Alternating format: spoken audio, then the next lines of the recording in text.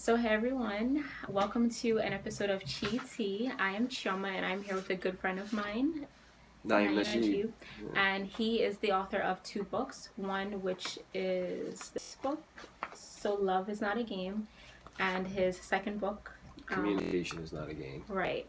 So, today we are actually going to talk about freedom in his first book. So, I will let you start it out.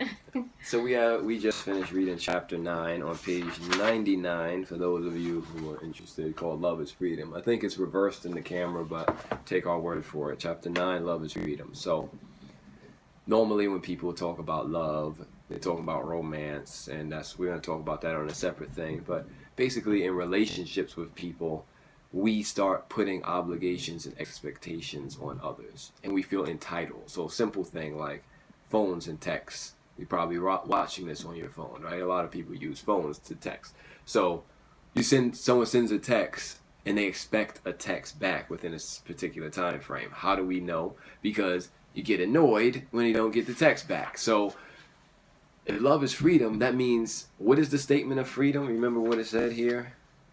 Always do what you want to do and don't do what you don't want to do. Leave grown folks alone.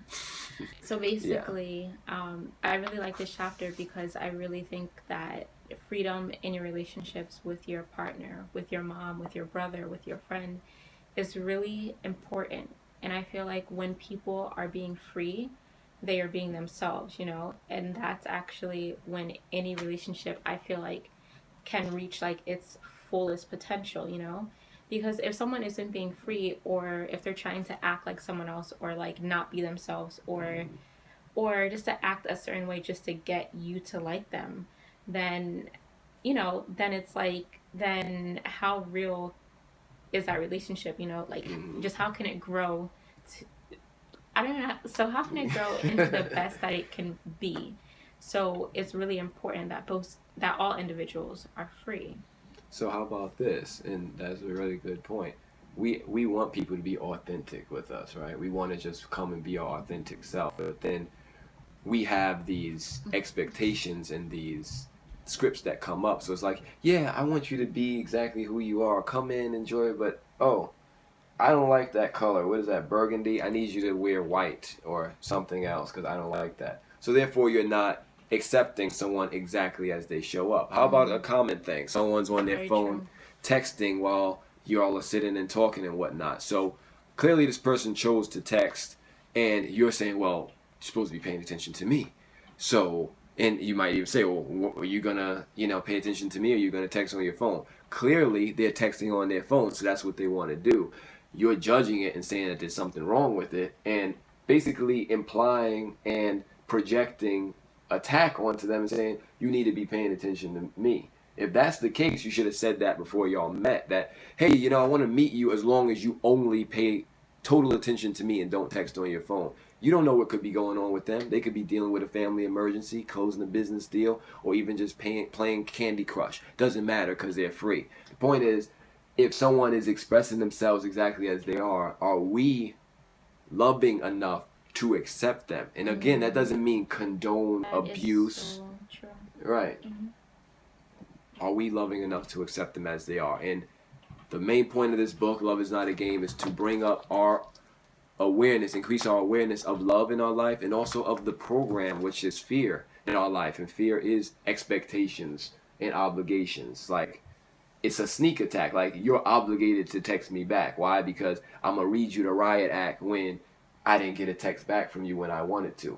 Remember, it talked about have expectations, especially silent expectations. So it's different if I said, hey, Chi, yeah, here's my number, but just know that I'm somebody that requires everyone to text them back within 10 minutes, or else I'm going to be mad and probably, distance myself from you and give you the cold shoulder. If I started out with that, you're like, okay, at least I know Naeem will become an asshole when I don't text him. But we don't do that. We just allow ourselves to feel triggered and realize that that feeling coming up has nothing to do with the other person, and everything to do with how you are seeing what's going on. Because their phone could have died. You don't know what's going on, but you choose to see it with those program conditioned eyes. And it's very selfish too. Thank you. That's a good point. It's very selfish. And I think in order to love fully, I feel like that we have to be selfless.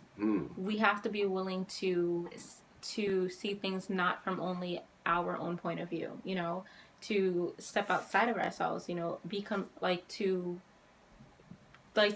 be compassionate, to be open, to be, you know, not so about me, because I feel like that's the only way to actually, you know, like to actually not get upset about those things. Like if someone doesn't answer your text or whatever the case is, like that's going to happen. That's inevitable because life happens. So how willing are you to not be so selfish and be more open-minded to like what the other person could be going through, you know? So if you're a selfish person and you're all about me, I feel like that'll be difficult. And we all have it, like you said, we all have that stuff come up. So about extending grace to ourselves and to others in relationships and some understanding. Because how about this? Have you always answered everybody back within 10 minutes? No. Have you always picked up every cell phone call? Have you always been on time? All of that. No. So, and you probably didn't even mean it in a malicious way, more than likely. And even if you did, it doesn't mean the other person felt hurt by it. It means that we're giving everything all the meaning it has. And we can change our minds. That's the bottom line. Right. So it's actually, I'm not going to say selfish, but it's life-giving to be understanding and graceful with other people, because we're having this human experience and things are going to come up. Life is going to happen, like you said. So give people, you know, cut some slack. Right. Yeah. That was a good talk. Yeah. See, this is why I love talking to him. Every time I talk to him, it's always awesome. It's always phenomenal. It's always mind-blowing. It's always mind-enhancing. Whatever you want to put to it. But, yeah. So we covered the chapter. Let's give some practical tools for this now. How about, what was the last exercise? It's about calling and texting, right? Let's just read these. So I'll read, you can read texting with love, and I'll read the calling with love, and that'll be our conclusion. Okay. So texting with love. Text when you want to. If you text your partner, only text them when you want to text them. Don't text them back just because they sent you a text first, unless you want to text them. Don't expect them to text you back within a particular time frame. And know that they will text you when they want to. Texting with love. So calling with love. Don't be a call me back person. What does that mean? If you call your partner, you call them because you want to speak to them. If they don't answer when you called, they are unavailable. For whatever reason, clearly they're unavailable. Choose to leave them a message or don't leave them a message. Do what you want to do. If you choose to leave them a message, tell them you'll talk to them later. Do not tell them, call me back when you get the message.